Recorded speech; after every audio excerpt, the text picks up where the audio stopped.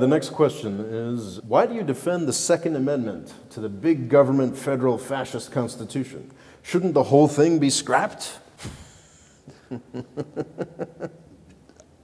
you have a substantive point, or That would be very unwise. Yes. The U.S. Constitution is like a very libertarian document. You know, it's for separation of powers. It's for limited government. It's for checks and balances. I think what has grown up on top of the Constitution, especially over the past century, sort of Woodrow Wilson on down. Now that is a lot of stuff that should definitely be scrapped. There's been a lot of, and not necessarily all of it, but the federal government and the Constitution at this point, I think, are two very separate entities.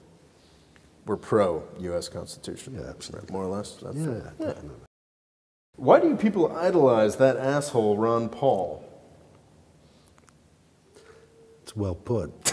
Did you ever see the movie Browne? I did not. I wasn't such a fan of Borat. So. Borat, yeah. There's an interesting scene where Browne kind of corners Ron Paul in a hotel room and very strongly approaches him in a suggestive manner. And Ron Paul freaks out. It's very funny, actually. I thought he had a lot of interesting things to say that other people weren't saying. I think that's why he got so much publicity. You know, there's a lot to dislike about Ron Paul. He's a 70-year-old white dude from Texas. You know, not so big on the gays, and you know, in the 80s and 90s, he was sort of much closer to racist than I'm comfortable with. And I think I actually stopped supporting him when that newsletter stuff came out. Sure. But that doesn't mean that he wasn't saying a lot of valuable stuff.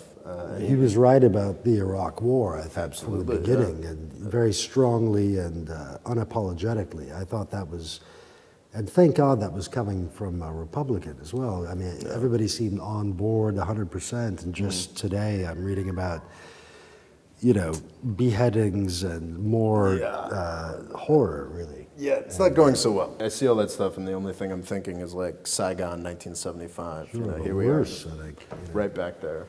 Right back there. But yeah, I mean, Ron Paul, he's anti-war,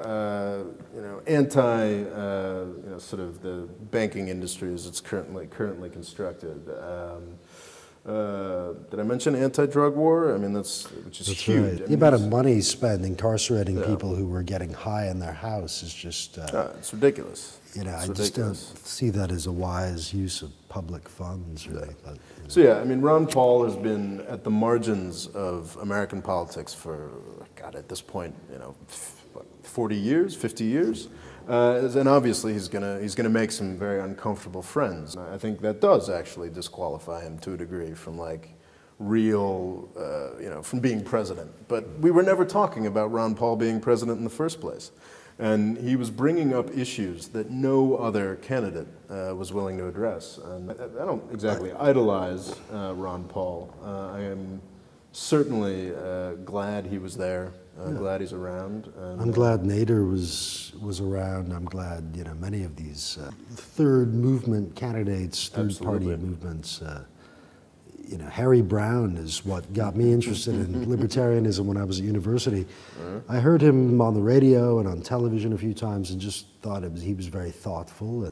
Actually, he seemed to make a lot more sense than Dole or Clinton at the time, I thought. Very sober personality and had interesting ideas. Same with Gary Johnson. I mean, I think he has practical, interesting ideas that there's not a lot of sizzle there, but there's a lot of stake. Yeah. I'd say he was probably one of the most impressive people running for president in 2012. Unfortunately, he's not, maybe not the best at expressing his ideas. I don't know. You ever watch a clip of him? He doesn't really. He doesn't scream presidential. But which is sad. It's sad. I mean, he did an incredible job, and I think it was New Mexico. He was the governor of New Mexico. I think so. Yeah. Move on.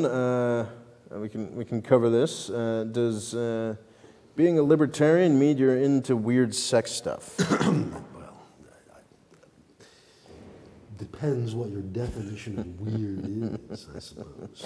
And I would say as a libertarian, our definition is very broad. Do what you will.